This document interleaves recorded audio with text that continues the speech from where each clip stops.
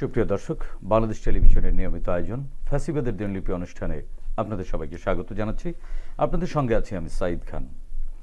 আলোচনার জন্য আমার সঙ্গে আছেন দুজন অতিথি। আমার ডান দিকে রয়েছেন ফয়সাল আহমেদ বাহার, তিনি চাঁদপুর জেলা যুবদলের সাংগঠনিক সম্পাদক। এছাড়াও আমাদের সাথে আরেকজন অতিথি রয়েছেন বাংলাদেশ ছাত্র ইউনিয়নের ঢাকা বিশ্ববিদ্যালয়ের সাধারণ সম্পাদক মাইন আহমেদ। দর্শক, আমরা দুজন অতিথির কাছ থেকেই ফ্যাসিবাদ নিয়ে শুনব। কোনো শাসক যখন জনগণের মৌলিক অধিকার কেড়ে নেয় তখনই ঘটে গণবিপ্লব। 69, 90 এবং 24-এর অভ্যুত্থান তাই বলে। ফেরাউন, হিটলার, মুসোলিনি, স্ট্যালিন, ইদি আমিন, শেখ মুজিব, শেখ হাসিনা এবং সাম্প্রতিক সময়ের বাশার আল আসাদ পৃথিবীর ইতিহাসে অত্যাচারীর প্রকৃষ্ট উদাহরণ। মানবজাতির ক্যালেন্ডারের পাতাকে রক্তাক্ত করা দেশ বিদেশের এই শাসকরা জেনে গেছেন অত্যাচারের ফলাফল কি হতে পারে। এ অনুষ্ঠানের মাধ্যমে আমরা তুলে ধরি আওয়ামী লীগের 16 বছরের দুঃশাসন। বিভিন্ন আলোচনার মাধ্যমে আমরা চিহ্নিত করব গত সরকারের স্বৈরাচারী ও ফ্যাসিবাদী নীতির ধরন। এর মাধ্যমে আমরা খুঁজে বের করবার চেষ্টা করব নাগরিক অধিকার নিশ্চিতের পথ, যাতে ভবিষ্যতে আর কোনো শাসক নাগরিক স্বাধীনতাকে লঙ্ঘনের সাহস না পায়। দর্শক, আজ 3 ফেব্রুয়ারি 2025। গত 16 বছরের শুধুমাত্র এই দিনটিতে কি কি ঘটেছিল, অতিথিদের সঙ্গে আলোচনার আগে বিভিন্ন গণমাধ্যম থেকে সংগৃহীত কিছু সংবাদের শিরোনাম দেখে আসি। 2009 শীতলক্ষ্যাকে দূষিত রেখে বসছে 60 কোটি টাকার শোধন যন্ত্র, ওয়াসার পানি। আরও একটি দুর্নীতির মামলায় খালাস পেলেন এরশাদ। উপজেলায় ডিজিটাল টেলিফোন স্থাপন। 2010 এফ রহমান হলে ছাত্রলীগের 2 গ্রুপের রাতভর সংঘর্ষ, আহত 30। নোয়াখালীতে রাস্তার গাছ কেটে সাবার করছেন যুবলীগ নেতা। 2012 দুর্নীতির অভিযোগে সত্যতা পায়নি দুদক, পদ্মা সেতুর ঠিকাদার নিয়োগে দুর্নীতির অভিযোগ। লটারিতে কাজ না পেয়ে সিএস কপি ছিঁড়লেন যুবলীগ নেতারা। 2013 হলমার্ক কেলেঙ্কারি, কে কত ঘোষ নিয়েছেন তার তালিকা হচ্ছে। 2014 ছাত্রলীগ ও পুলিশের হামলায় আহত শতাধিক, রাজশাহী বিশ্ববিদ্যালয়ে 12 জন গুলিবিদ্ধ, বিশ্ববিদ্যালয় বন্ধ ঘোষণা। দুদক চেয়ারম্যানের সরকারি কাজ উদ্বোধন করায় টিআইবির উদ্বেগ।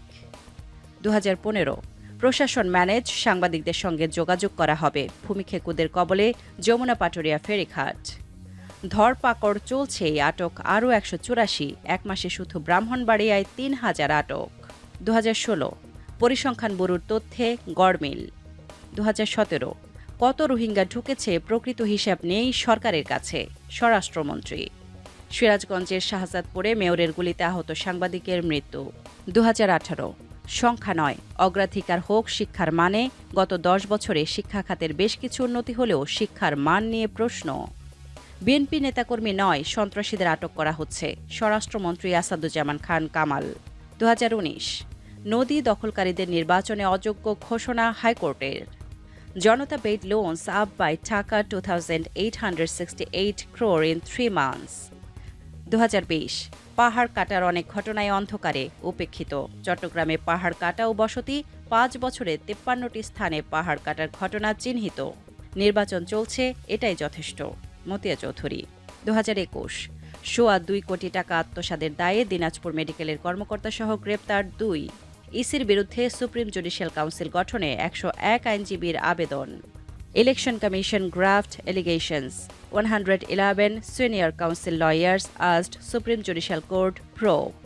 ওসিকে নিয়ে মনোনয়নপত্র জমা দিলেন আওয়ামী লীগ প্রার্থী। পৌর নির্বাচন। 2022 নম্বরপত্র ঘষামাজা করে নিয়োগ পেলেন 25 জন। এর মধ্যে শিল্পকলায় ডিজির ঘনিষ্ঠ 8 জন, 7 জন পরীক্ষায় পাশ করেনি। 2023 দাম কমছেই না, বরং বাড়ছে। এলপিজির দাম 1 লাফে বাড়ল 266 টাকা। ন্যায় বিচার আনতে হলে সবার মধ্যে সুসম্পর্ক রাখতে হবে, আইনমন্ত্রী।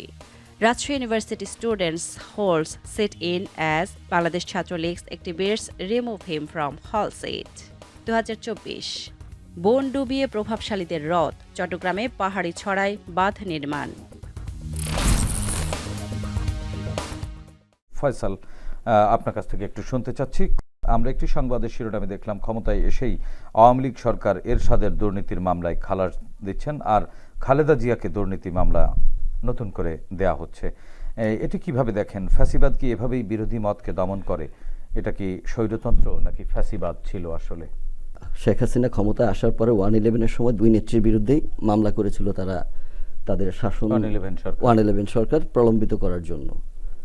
পরবর্তীতে হাসিনা 111 সরকার মঈনুল ফখরুদ্দিনের সাথে একটি আঁতাত করে সে নির্বাচনে একটা কন্ট্রোল ইলেকশনের মাধ্যমে 2008 সাল, আপাত দৃষ্টিতে সেটাকে আপনি ফেয়ার মনে হলো, সেটা একটা কন্ট্রোল ইলেকশন ছিল হাসিনাকে মেজরিটি পাইয়ে দেওয়ার জন্য, যে তারা তাদের কাজের সব বৈধতা নেবে এই জন্য। খালেদা জিয়া রাজি হননি, হাসিনা এখানে তাদের সাথে আঁতাত করে ক্ষমতায় গিয়েছেন। ক্ষমতায় যাওয়ার পরেই সে খালেদা জিয়ার তার যে 111-এর সময় শেখ হাসিনার বিরুদ্ধে যে মামলাগুলো, অনেকগুলো 13-14টা মামলা সে আদালতের মাধ্যমে সরিয়ে নিল, বরং খালেদা জিয়াকে সে একটার পর একটা, আগের মামলাগুলো তুললই না, বরং একটা একটা করে মামলা বাড়াতে থাকতো। তো এটা অবশ্যই, এবং একই সঙ্গে কিন্তু এরশাদ হোসেন মোহাম্মদ এরশাদ জাতীয় পার্টির হোসেন মোহাম্মদ এরশাদ, ওনার মামলা কিন্তু দুর্নীতির মামলা হোসেন থেকে মোহাম্মদ অনেকে খালাস এরশাদের দিয়েছিলেন। হাসিনার সাথে আতাতের একটা প্রলং হিস্ট্রি আছে, 86 ইলেকশন থেকে শুরু করে তারপরে 90-এর পরে তাকে আবার পুনর্বাসন করা, সব দিকেই। তো যেহেতু সে তার সাথে একটা অতীত আতাত আছে এবং ভবিষ্যতে ক্ষমতা, সে নিজের ক্ষমতা টিকে থাকার জন্য এরশাদকেই সে বেছে নিয়েছিল, এবং সে মামলাগুলো খালেদা জিয়াকে একটার পর একটা মামলায় আটকে রেখে, কারণ সে জানতো যে বাংলাদেশের মানুষের, বাংলাদেশের স্বাধীনতা সার্বভৌমত্বের রক্ষা কবচের জিয়া পরিবার এবং খালেদা জিয়া, এবং সেজন্য খালেদা জিয়াকে যদি সে আটকে রাখতে পারে, বিভিন্নভাবে দমন করতে পারে, বিএনপিকে নিশ্চিহ্ন করতে পারে, তাহলে তার ক্ষমতা অনেক দীর্ঘস্থায়ী হবে। ওই মানসিকতা, ওই একনায়কতান্ত্রিক বা ফ্যাসিবাদী মানসিকতা মানে থেকে এটা 2008 নির্বাচনের পরপরই এটা ফ্যাসিবাদী মানসিকতা তার মধ্যে তৈরি হলো। এটা বেসিক্যালি যে আপনার 2008 এর পরে সে একনায়কতান্ত্রিক, আমি বলবো যে 2008 সালে সে একনায়কতান্ত্রিক শাসন চালিয়েছে। 2014-র পরে তত্ত্বাবধায়ক সরকার বাতিল করে যে যখন সে একচ্ছত্র ইলেকশন, একদলীয় ইলেকশনটা করলো, তারপরে তার মধ্যে ফ্যাসিবাদী মানসিকতা, যে আমি ছাড়া, আমি শ্রেষ্ঠ, আমি ছাড়া কেউ টিকতে পারবে না, আমার মতই সর্বোচ্চ, এরকম একটা ধারণা থেকেই সে পরবর্তীতে যত অন্যায় অনাচার, এবং এই কারণে বেগম খালেদা জিয়াকে মামলায় সে শুধু মামলা তো দিয়ে ক্ষান্ত হয় নাই, সে নানানভাবে তাকে হয়রানি করেছে, আটকে রাখার চেষ্টা করেছে, তার প্রোগ্রামে বাধা দিয়েছে, তার প্রাণ নাশের চেষ্টা করেছে। আপনারা দেখেছেন বাংলা মোটরে কিভাবে তার উপরে দিনে দুপুরে, প্রকাশ্য দুপুরে তাকে হত্যার উদ্দেশ্যে ছাত্রলীগ যুবলীগ কিভাবে হামলা করেছে। মানে এটা কি আসলে শেখ হাসিনা সিদ্ধান্ত নিয়েই কি যে উনি একটা ফ্যাসিবাদী শাসন কায়েম করবেন, এটি সিদ্ধান্ত নিয়ে? এটা একটা ওয়েল প্ল্যান্ড, একটা অর্কেস্ট্রেটেড একটা প্রোগ্রাম ছিল তার, যে ফ্যাসিবাদ সে এস্টাবলিশ করবে, এবং সেটা এই যে কিলিং, আপনার গুম, এই যে ডিসঅ্যাপিয়ারেন্সেস যেগুলো হয়েছে, এগুলো এবং order from the Sheikh Hasina, মানে হাইয়েস্ট অথরিটি থেকে এটাই সিদ্ধান্ত নিয়ে এটা হয়েছে। এবং ফ্যাসিবাদ তো এভাবেই রোল করে অবশ্যই, যে আপনারা দেখেছেন। এবং বাংলাদেশের মানুষ ঐতিহাসিকভাবে, আমরা হয়তো বাকশালের কথা শুনেছি, ওই শাসনটা পুরো আমাদের এই জেনারেশন দেখতে পারে নাই, কিন্তু হাসিনা সেটা বাকশালের মানে আরো উচ্চতর ভার্সন সে দেখেছে। এক ধরনের ফ্যাসিবাদ, অবশ্যই বাকশালে এক ধরনের ফ্যাসিবাদ তো ছিলই। জি ফয়সাল ভাই, আপনার কাছ থেকে শুনবো। মঈন, আপনার কাছ থেকে একটু শুনতে চাই। আমরা একটি সংবাদে দেখলাম শীতলক্ষাকে দূষিত রেখেই বসছে 60 কোটি টাকার শোধন যন্ত্র।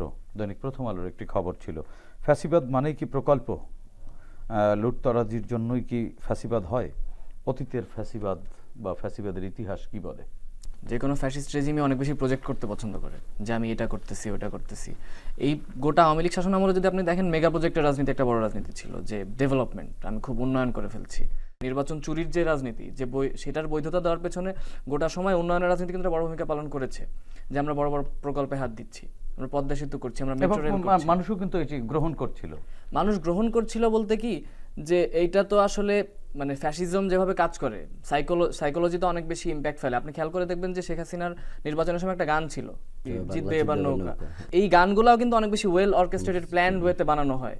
এবং আপনি জানেন সিআরআই নামে একটা প্রতিষ্ঠান কাজ করেছে পুরোটা টাইম শেখ হাসিনার এই ধরনের প্রোডাক্টগুলো বানানোর জন্য। ফলে এই যে একটা ক্যাম্পেইন, এই ক্যাম্পেইনগুলো মানুষের সাইকোলজিতে অনেক বেশি ইম্প্যাক্ট ফেলে। আপনি খেয়াল করে দেখবেন যে গানটা সারাটা দিন বাজানো হইতো, ফলে মানুষের মধ্যে, মাথার মধ্যে নৌকা শব্দটা ঢুকে যায়।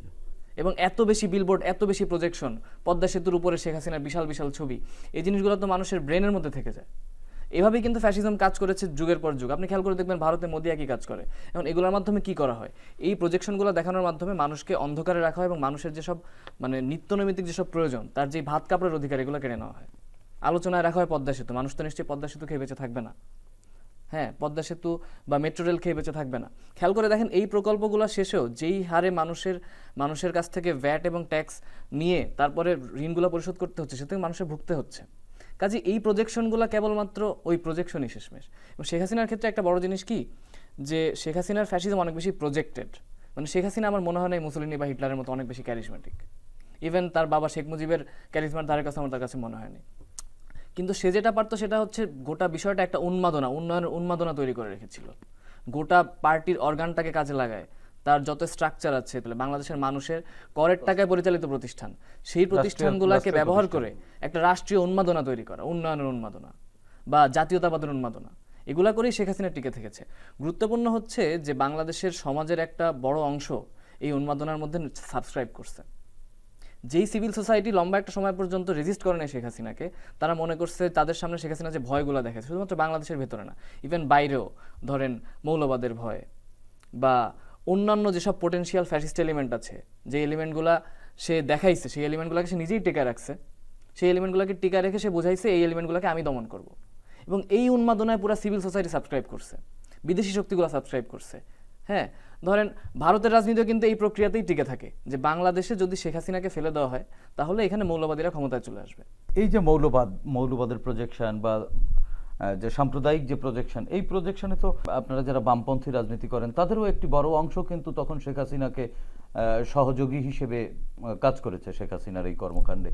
বামপন্থীদের মধ্যে একটা বড় অংশ সেই 14 নির্বাচনের আগ থেকেই গোটা অংশটাকে, গোটা নির্বাচনী প্রক্রিয়াটাকে বয়কট করেছে এবং শেখ হাসিনার বিরোধিতা করে আসছে।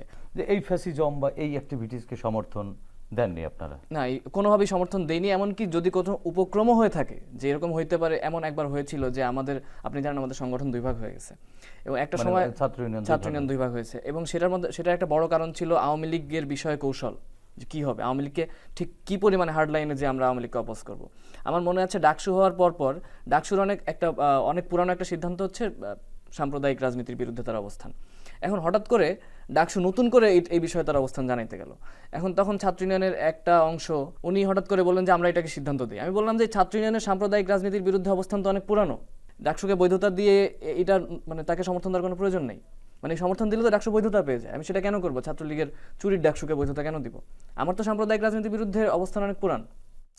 তো এই যে একটা আওয়ামী লীগের বিভিন্ন পাতা ফাঁদ, যে আমি এটা করতেছি তুমি এখানে পা দাও, ওই রাজনীতি ছাত্র ইউনিয়ন অন্ততপক্ষে আমি আমার ছাত্র রাজনীতির ক্যারিয়ারে দেখি নাই বা করতে দেই নাই, যদি কখনো উপক্রম হয়েও থাকে। এবং এটা সচেতনভাবে আমরা বয়কট করে আসছি।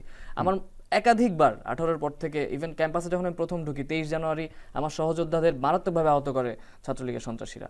জগন্নাথ বিশ্ববিদ্যালয়, ঢাকা কলেজ থেকে ক্যাডার এনে রেজিস্ট্রার বিল্ডিং যখন আমরা ঘেরাও করে রেখেছিলাম, তখন আমাদের উপর বিশাল একটা অ্যাটাক আসে। ফলে 18 সালে যখন আমার রাজনীতির হাতে খড়ি, আমার রাজনীতির একটা বড় ড্রাইভিং ফোর্সই ছিল আওয়ামী লীগের এই সন্ত্রাসীর বিরুদ্ধে রাজনীতি। না, কিন্তু এখানে এই বামপন্থী ছাত্র সংগঠনগুলোর হাত ধরেই তো শাহবাগে একটি মঞ্চও গড়ে উঠেছিল। সেখানে আমরা দেখেছি অনেক বামপন্থী ছাত্র সংগঠন শেখ হাসিনার এই ফ্যাসিস্ট হয়ে উঠবার সহযোগী হিসেবে প্রায় 2-2.5 মাসের মতো ভূমিকাও রেখেছে। শাহবাগের কি না বুঝে শাহবাগের যে ওই যে আপনার কথা অনুযায়ী পাতা ফাঁদে আপনারাও পা দিয়েছিলেন বা আপনার পূর্বসূরীরা পা দিয়েছিল? দেখেন, শাহবাগকে আমরা যেভাবে দেখি, শাহবাগকে আমরা বেশ ক্রিটিক্যালি দেখি। শাহবাগের শুরুতে বামপন্থী সংগঠনগুলো ছিল এবং শাহবাগ তো শুরু অনেক বেশি যুদ্ধাপরাধীদের বিচার কেন্দ্র করে, সেটার দাবি আমার সংগঠন আগেও জানাইছে, এখনো জানায়। 24-এর যে অপরাধ হয়েছে, মানবতা বিরোধী অপরাধ, সেটার বিচারের দাবি আমরা জানাই। কিন্তু ওইটাকে ক্যাশ ইন করে আওয়ামী লীগ যেটা করছে, শাহবাগকে যেটা দানবে পরিণত করছে, সেইটাকে আমরা অবশ্যই ক্রিটিক্যালি দেখি এবং ওই জায়গাটা আমরা ক্রিটিসাইজও করি শাহবাগের। কিন্তু শাহবাগকে অ্যাজ আ হোল আমরা ডিজাইন করতে পারি না, কারণ শাহবাগের যে শুরু, সেটা একটা সঠিক দাবি আদায়ের জন্য শুরু হয়েছিল, কিন্তু সেটাকে আওয়ামী লীগ বা ফ্যাসিজম যেভাবে কাজ করে, গোটাটাকে নিজের ক্যাশ করার চেষ্টা করেছে।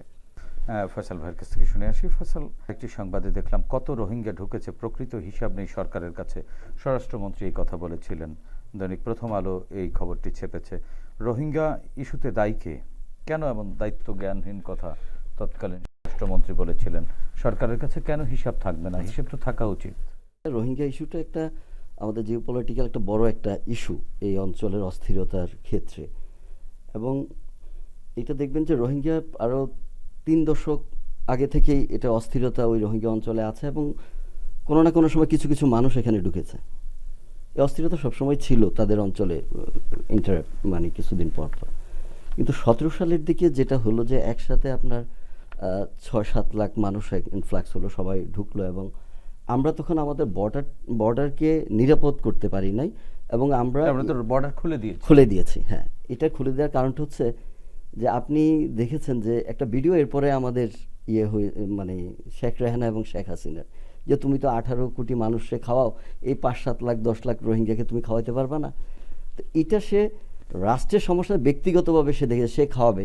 এবং আপনার ডক্টর ইউনূস নোবেল প্রাইজ পেয়েছিলেন এবং ওনার মধ্যেও শখ জেগেছিল যে উনি একটা এরকম নোবেল লরেট হবেন এবং বিশ্বব্যাপী ওনার যেই ইমেজটাকে উনি ওভাবে দাঁড়া করাবেন। এবং এই জন্য তিনি রোহিঙ্গা ইস্যুটাকে ইন্টারন্যাশনালি অ্যাড্রেস না করে তিনি এটাকে যে তিনি একটা মানবিকতার একটা মানে নেত্রী হিসাবে সবার সামনে দাঁড় করাতে চাইলেন। এবং সেটার সক্ষমতা আসলে বাংলাদেশের মতো দেশের খুব বেশি একটা আছে বলে আমরা মনে করি। সেটি মানবিকতা দেখানো অমানবিক কিছু না, দেখাইতে পারে, কিন্তু উদ্দেশ্যটা ছিল খারাপ। কিন্তু এটি আসলে সঠিক হিসাব কি থাকা সঠিক উচিত ছিল? অবশ্যই রাষ্ট্রের সঠিক হিসাব ছিল। ওই যে বললাম যে তারা এটার ইম্প্যাক্টটা, যেটা আমার আমার যে ইকোনমি যেটা ওইখানে ইম্প্যাক্ট, আমার নিরাপত্তা ইস্যু, সিকিউরিটি ইস্যু, মাদক টাদক অনেক কিছু এখানে, আমাদের পরিবেশ, সিকিউরিটি মানে মেজর ইস্যু এখানে। আপনার ওইখানে দেখবেন যে কিছুদিন পর পর এখানে অস্থিরতা হয়, গোলাগুলি হয়, মানুষ মারা যায়। এবং এত মানুষ একসাথে যদি আপনার হঠাৎ করে কোনো মোভের সৃষ্টি হয়, তাহলে দেশের নিরাপত্তা, জাতীয় নিরাপত্তা ইস্যুতে একটা বড় সমস্যা হতে পারে। কিন্তু শেখ হাসিনা ওই যে পরিসংখ্যান, যে কত লোক আমাদের এক্স্যাক্টলি আছে, কিভাবে আমরা তাদেরকে রাখতে পারবো অথবা তাদেরকে কিভাবে আমরা রিপ্যাট্রিয়েট করতে পারবো, ওই দেশে আমরা নিতে পারবো, ওইটা না করে তারা শুধুমাত্র যে শেখ হাসিনার প্রজেকশনটা, ওই যে একটু আগে আমার ভাই বললেন যে ওটা হলো প্রজেক্ট, শুধু প্রজেকশন, যে শেখ হাসিনা এই করেছে সেই করেছে, ওই একটা দাঁড়া করে নিজের ইমেজটাকে বৃদ্ধি করার চেষ্টা করেছে। তো সেটা সে নোবেল পায় নাই, কিন্তু বাংলাদেশের জন্য এটা একটা স্থায়ী সমস্যা হিসাবে দাঁড় করিয়ে দিয়ে গেল। জি, আপনার কাছ থেকে শুনবো। আমরা একটি সংবাদে দেখলাম এফ রহমান হলে দুই পক্ষের সংঘর্ষ, ঢাকা কলেজে ভর্তি বন্ধ ছাত্রলীগের বাধায়। রাজশাহী বিশ্ববিদ্যালয়ে ছাত্রলীগ ও পুলিশের হামলায় গুলিবিদ্ধ 12 জন। হাসিনার সময় দেশের শিক্ষা ব্যবস্থার কি ধরনের ক্ষতি হয়েছে বলে আপনি মনে করেন? আপনি নিজেও তো একজন বিশ্ববিদ্যালয়ের শিক্ষার্থী এবং ছাত্রদের নিয়েই আপনার রাজনীতি। ক্ষমতায় আসার ঠিক কত আর্লি স্টেজে শেখ হাসিনা মানে কি পরিমাণ তার শাসন, মানে তার যেই সব সন্ত্রাসী বাহিনী, তারা কি পরিমাণে বেপরোয়া হয়ে উঠেছিল, বেশি সময় কিন্তু লাগে নাই। এবং চিন্তা করেন এটা বাড়তে বাড়তে বাড়তে বাড়তে কোন পর্যায়ে আসছে। আমি যখন ক্যাম্পাসে ঢুকি 2018 সালে, আমি আপনি একটু আগে একটা ঘটনা বললাম, 18 সালের 23 জানুয়ারি আমি সম্ভবত ভর্তি কাজ শেষ করতে আসছিলাম। হ্যাঁ, ভর্তির কাজ শেষ, আমি প্রথম ক্লাসটা সম্ভবত করতে আসছিলাম। ক্লাস শেষ করার পরে আমি কল দিয়েছিলাম আমার এক বড় ভাইকে, যে ভাই কই আছেন। তো ভাই আমাকে বললো যে রেজিস্টার বিল্ডিং আছে, এখানে আসতে পারিস। তো আমি যেই দেখি যে রেজিস্টার বিল্ডিংয়ের ওখানে ছাত্রলীগ তার এক সপ্তাহ আগে একটা নারী নিপীড়নের ঘটনা ঘটেছিল ক্যাম্পাসে, সেইটার বিচারের দাবিতে ভিসিকে ঘেরাও করা হয়েছে। হ্যাঁ, এবং অনেকক্ষণ ধরে প্রায় 1-1.5 ঘন্টা ঘেরাও হয়ে থাকার পরে ভিসি যখন বের হয়ে আসছে, তখন ছাত্ররা যখন তাকে ইমিডিয়েটলি ছাত্রলীগের সন্ত্রাসীদের বহিষ্কারের দাবি জানায়, তখন ধরেন আমি তখন পেছনের দিকে, আমার মনে আছে যে আমার পাশে ওই সময় একজন ডিন ছিলেন, তিনি ফোন দিয়ে কাউকে কোনো একটা কিছু বললেন যে তোমরা আসো। তো আমি তখন একটু বের হয়েছি বাইরে, বের হয়ে দেখলাম যে প্রায়, মানে আপনার বিশ্ববিদ্যালয়ের প্রথম দিন? হ্যাঁ হ্যাঁ হ্যাঁ, বের হয়ে দেখলাম যে প্রায় 300 থেকে 400 একদম হাতে লাঠি স্টাম্প নিয়ে ক্যাডাররা ঢুকতেছে, ছাত্রলীগের ক্যাডাররা। তো আমি তো বুঝতে পারলাম যে ঘটনাটা কি ঘটতে যাচ্ছে। তো তারপরে আমি ইনস্ট্যান্ট ওখান থেকে বের হয়ে টিএসসি বা অন্যান্য অঞ্চলে অন্য আমার যারা পরিচিত বড় ভাই ছিল তাদের সবাইকে জানাইলাম যে এই ঘটনা ঘটতেছে। তো এরপরে আসলে তারপরে রেজিস্ট করা সম্ভব হয়ে ওঠে নাই, কারণ তো সশস্ত্র না। ছাত্রলীগ সেই সময় লাঠি সোটা হাতে, মনে আছে যে সূর্য সেন হলে ওই দিনই সূর্য সেন হলের মোড়ে আমাদের তৎকালীন সাধারণ সম্পাদক লিটন নন্দীকে প্রচণ্ডভাবে জখম করা হয়, প্রায় 10-12 জন মিলে তাকে ওই সময় মার। এই সন্ত্রাসের রাজনীতি করে তো আসলে গোটা যে বিশ্ববিদ্যালয় পরিসরগুলো, সবগুলো বিশ্ববিদ্যালয় পরিসর সন্ত্রাসের রাজত্বে পরিণত করা হয়েছে। আপনি জানেন যে অধিকাংশ বিরোধী মতের ছাত্র সংগঠন ক্যাম্পাসে টিকতেই পারেনি। ছাত্রদল তার একটা বড় এক্সাম্পল। ছাত্রদল ক্যাম্পাসে তারা ভর্তি হওয়ার পরে ক্লাসও করতে পারেননি। হ্যাঁ হ্যাঁ, আমরা যেহেতু শক্তিতে কম, আমাদেরকে একটু মিছিল টিছিল করতে দিত, কিন্তু আমরাও যদি একটু বেশি বার বেড়ে যাইতাম বা যদি একটু বেশি মানুষকে সংগঠিত করে কোনো একটা ইস্যুতে প্রতিরোধ গড়ে তুলতে পারতাম, আমাদের উপরে একই হামলা হয়েছে। আপনি খেয়াল করে দেখবেন যে 23-এর নির্বাচনের কয়েকদিন আগে 14 ডিসেম্বর আমার সভাপতি মেঘমল্লার বসে এবং আমাকে ভয়ানকভাবে মারা হয় টিএসসিতে এবং শাহবাগে। ছাত্রলীগ যে শুধুমাত্র মানে আওয়ামী লীগ গোটা রেজিমটা যে কেবলমাত্র শারীরিক সন্ত্রাসী করছে এমন তো না, তারা দেয়াল সন্ত্রাস করছে, বাকি সবার চিকা মুছে দিত। রাজু ভাস্কর্য গোটাটা তারা একটা ব্যানার দিয়ে শেখ হাসিনার একটা বিশাল ছবিতে ঢেকে রাখছিল। এটা ভাস্কর্যের অবমাননা ছিল প্রথমত। দ্বিতীয়ত ওই যে ফ্যাসিস্টিক প্রজেকশন, এবং এটা এক প্রকার ব্যানার সন্ত্রাস। আমরা যখন বুদ্ধিজীবী দিবসে ফুল দিয়ে টিএসসিতে ফিরি, তখন আমাদের আলাদা আলাদাভাবে টার্গেট করে মারা হয়। আমার মনে আছে তারপরে প্রায় 1 মাসের মতো ক্যাম্পাসে যাদেরকে দেখতে বাম মনে তাদের মারা হইতো। এই যে ফ্যাসিজমের একটা ক্যারেক্টার, মানুষজনকে কি বলে জেনারেলাইজ করে তার বিভিন্ন ধরনের আচার ব্যবহার বা তার যে শারীরিক অ্যাপিয়ারেন্স সেটাকে ধরে ধরে আক্রমণ করো। এক ধরনের মবের মধ্যে ঠেলে হ্যাঁ, দেওয়া। টিএসসিতে আমার মনে আছে আমার একটা ছোট ভাই, সে ছাত্র ইউনিয়ন করে, ওনা কিছুই করে না, তাকে এরকম তার কাঁধে গিটার ছিল, বড় চুল, তার ফোন টোন চেক করছে সে ছাত্র ইউনিয়ন করে কিনা, তারপর তাকে শারীরিকভাবে আঘাত করা হয়েছে, ফোনে অনেক কিছু ডিলিট করে দেওয়া হয়েছে। এই ধরনের অসংখ্য ঘটনা তখন ক্যাম্পাসে ঘটা শুরু করে, যে বিশ্ববিদ্যালয় পরিসরগুলোকে কিভাবে ধ্বংস করা হয়েছে সন্ত্রাসের মাধ্যমে, কিভাবে গণতান্ত্রিক সহাবস্থান নষ্ট করা হয়েছে। এর বাইরে যদি আপনি খেয়াল করে দেখেন, গোটাটা আমল কিন্তু প্রশ্ন ফাঁস একটা কালচার হয়ে গেছিল। অসংখ্য পরীক্ষা, মেডিকেলের বেশ কয়েকটা মেডিকেল পরীক্ষায় এরকম প্রশ্ন ফাঁস হয়েছে, বিভিন্ন বিশ্ববিদ্যালয়ের পরীক্ষায় প্রশ্ন ফাঁস হয়েছে, নিয়োগের পরীক্ষায় প্রশ্ন ফাঁস হয়েছে। এভাবে শিক্ষার মানকে ধ্বংস করা হয়েছে। ইভেন বারবার নতুন নতুন শিক্ষানীতি এক্সপেরিমেন্ট করার মাধ্যমে শিক্ষার্থীদেরকে গিনিপিগে রূপান্তর করা হয়েছে। কোনো সাস্টেনেবল প্ল্যান ছিল না যে আমি 10 বছর 20 বছর 30 বছর এই পন্থায় আগাবো, সেই দিকে সরকার যায় না। একের পর এক শিক্ষানীতিতে নানাবিধ মানে হুটহাট পরিবর্তন, কোনো ধরনের সুচিন্তিত পরিবর্তন ছাড়া এভাবেও শিক্ষা ব্যবস্থার যথেষ্ট ক্ষয়ক্ষতি করা হয়েছে। ফয়সাল ভাই, প্রভাবশালীদের নদী দখল, পার কেটে মাটি নেওয়া, বাদ দিয়ে মাছ ধরা, এসবকে কিভাবে দেখেন আপনি? আমরা বেশ কয়েকটি সংবাদে এই বিষয়টি দেখলাম, ফ্যাসিবাদ কিভাবে ছড়িয়ে পড়েছিল আওয়ামী লীগের প্রতিটি নেতাকর্মীদের মনস্তত্ত্ব বা মানসিকতার মধ্যে, তাদের কর্মকাণ্ডের মধ্যে। তো এখানে যে নদী দখল, এখানে তারপরে খাল মাটি দখল। কাটা, খাল দখল, হ্যাঁ। চাঁদপুরের একটা আলোচিত ঘটনা ছিল বালু সন্ত্রাস। আপনারা বিভিন্ন নিউজে দেখেছেন মনে হয়, এবং এটার বিরুদ্ধে আপনারা সাংবাদিকরাও ভুগেছেন, যে 6টা পত্রিকা এবং 20 জন সাংবাদিকের বিরুদ্ধে মামলা হয়েছিল। এবং এই বালি সন্ত্রাসের হোতা ছিল, সে গণঅভ্যুত্থান 5 আগস্টের পরে সে মবের ইয়েতে মারা গিয়েছে। তো সে 200-300 ডেজার্ট দিয়ে দিনরাত 24 ঘন্টা বালি কাটতো ইনডিসক্রিমিনেটলি আর কি। আপনার একটা জায়গায় দিচ্ছে এমনভাবে কাটতো, পাড়গুলো ভেঙে মানুষের বসতি নষ্ট, পরিবেশ নষ্ট, চাঁদপুর যে ইলিশের প্রজনন, সে প্রজনন নষ্ট। কিন্তু এটার বিরুদ্ধে ব্যবস্থা নেওয়া তো দূরের কথা, আমাদের তৎকালীন যে বিনা ভোটের এমপি ডক্টর দীপুমণি, উনি 15টি ডিউ লেটার দিয়েছিলেন তাকে এই বালু সন্ত্রাসের সহায়তা, তাকে যেন অধিকার দেওয়া হয় কাটার। শুধু তার বিরুদ্ধে যখন নদী কমিশনের চেয়ারম্যান আমাদের মঞ্জুর আহমেদ চৌধুরী ছিলেন, তখন যখন অবস্থান নিলেন, তাকে একদম তার মেয়াদ শেষের আগেই তাকে তার পত্রে চলে যেতে হলো। এবং এটার এই বিভিন্ন টাইপের ইমপ্যাক্ট আছে, যে এই বালির অবৈধ টাকা, হাজার হাজার কোটি টাকা লুটপাটের একটা চিত্র, এই বালির টাকা দিয়ে কিছু ছেলেপেলে সন্ত্রাসী ক্রিয়েট করা, তাদের দিয়ে সন্ত্রাস করানো।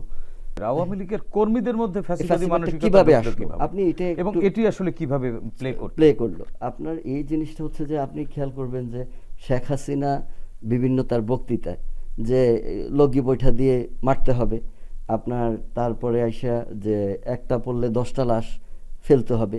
তো তার কথাও একটা সর্বোচ্চ নেত্রী যখন এই ধরনের অর্ডার করে, তো সেটা আপনার কর্মীরা অবশ্যই তাদের মধ্যে এটা ইম্প্যাক্ট পড়ে, এবং কর্মীরা তার নেত্রীর কথা শুনতে বা ওইরকম হতে চায়। টাকা পয়সা লুটপাটের ক্ষেত্রে সে যখন একটা শক্তিশালী তার একটা চরিত্র দাঁড়ায় গেল, তারপর সেই লুটপাট শুরু করলো।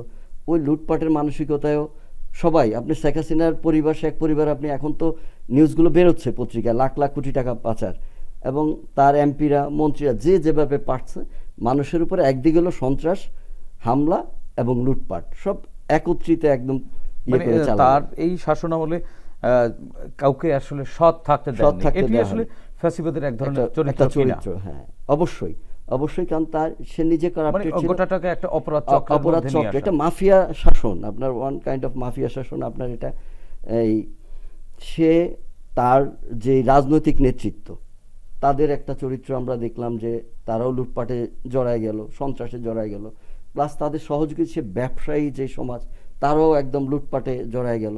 তো সব মিলেই মানে তাদের একটা চক্র, একটা মাফিয়া চক্রের মতো তাদের কর্মীদের মধ্যে এই প্রবণতা ছড়ায় গেল। এবং ওই যে আমাদের ভাইয়া যে একটু আগে বলল যে ক্যাম্পাসের যে চরিত্র, চাঁদপুরের কথা বলি আমি, তখন আমি ছাত্র দলের আহ্বায়ক, চাঁদপুর কলেজের সামনে থেকে আমরা একটা মিছিল নিয়ে যাচ্ছিলাম, ওই 14 সালে ইলেকশন, 13 সালের দিকে সম্ভবত।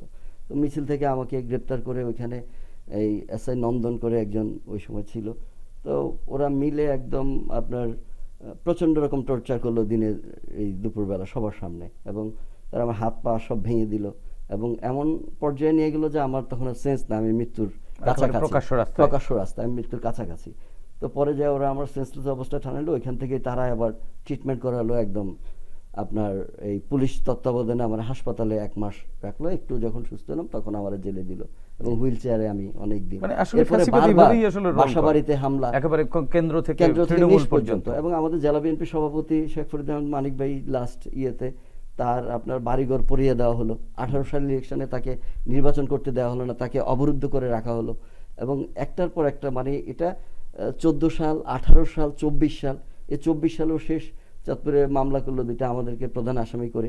হয়তো আমাদের এবং ভাগ্য ভালো। আরেকটি জিনিস যেটা এই ফ্যাসিবাদী শাসনের সময় সেটা একটু মাইনের কাছ থেকে শুনতে চাই, গায়েবী মামলার একটি নতুন টার্ম আমাদের সামনে চলে আসলো, এটি আসলে আপনি কিভাবে মূল্যায়ন করবেন? এমন অনেকের নামেও মামলা হয়েছে, ধরেন কোনো একটা পার্টিকুলার ঘটনা নেই, যে ঘটনা আমরা ওখানে নাই।